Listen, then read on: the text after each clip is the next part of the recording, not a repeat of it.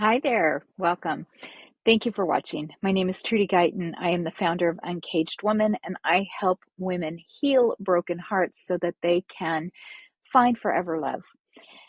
So, I'm going to talk to you today about how anger really is the driving emotion when it comes to heartbreak. And this can happen during heartbreak or years later. So today I was on the phone with a friend who had called to ask me, he was going to refer me to someone else. And he said that this woman that he knew, he was friends with, that she had gone through a very, very painful divorce and that it had been years, but she still struggled in her dating life. And he said, "Oh, she could really use your help. I'm going to ask her to call you."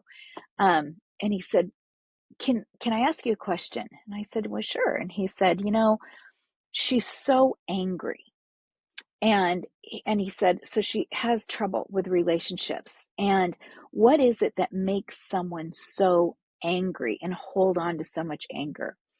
And my answer to him was, the anger is just the forefront emotion. It's the emotion that's coming forward.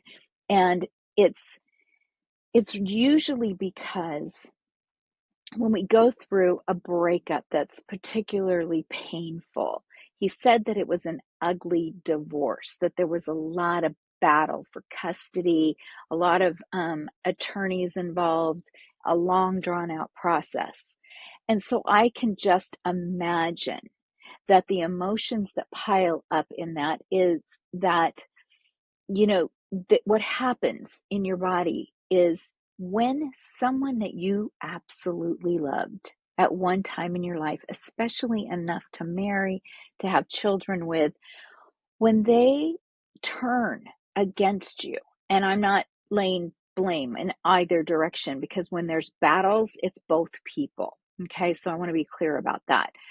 But from the perception of, like, let's say that I was working with this woman, I've worked with many clients when this gets stuck because it's a disbelief. There's a cognitive dissonance involved here. There's a disbelief that the person that we loved could treat us this way. They could make these decisions that hurt us so much. They are seen as the enemy. And it's very hard to make sense of the fact that you could love someone so much at one point in your life, and then they could become your enemy. And that's what it feels like so often in a breakup or in a divorce, or when someone gets mean, when they get triggered, they say things to you that really hurt you deeply. There's a part of you that doesn't want to believe it. And this is where anger comes up, because it's a defense mechanism to say, okay, because anger is a much higher vibrational frequency than despair, than anguish, than just sadness, even. Because you've noticed this, right? Feel into your body. When you're deeply sad, depressed, in despair, it's a much lower vibration than when you're angry. You're fueled up, you're powered up. Like, anger can propel you into action. So that feels better to your nervous system. It feels better to your body to be mad rather than to be in such disbelief that says, I can't believe they did this to me. I can't believe that same person is even capable of that. It's just your heart not wanting to accept that. So we can go beyond this when we heal. We can actually see this through eyes that are more neutral, or through the eyes of compassion. None of us is at our best when we're going through some kind of battle, or when we're going through a breakup, when we're being triggered, when we have high emotions. And everyone's background, stories, beliefs, personalities, attachment styles are going to factor into how they react. Learning how to respond rather than react is key here. healing these wounds is key.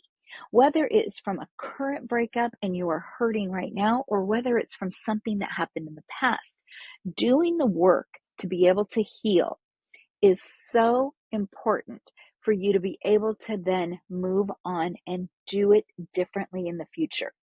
When we hold on to the past hurts, the disbelief, the anger, the resentment, and just the brokenheartedness of it, it lives in our body.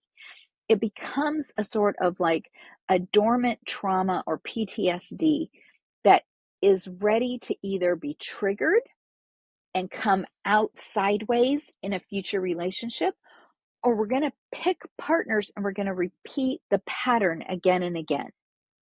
So that is why it is so important for self-reflection, for radical responsibility, for taking accountability and looking at not only your role, your choices, your decisions within the relationship, but how you exited the relationship. All of the pieces and parts, and then where you are now. And even beyond that, where do you want to be? So deep healing work is so important. If this is interesting or you found any value from this, please subscribe to my channel for more videos where I will help you unpack this process. I also have programs where I address this, and I do a lot of one-on-one coaching with women to help them through this. So you can find all of that at uncagedwoman.com or trudyguyton.com. I'll put the links below. Thanks for watching. I'll see you next time.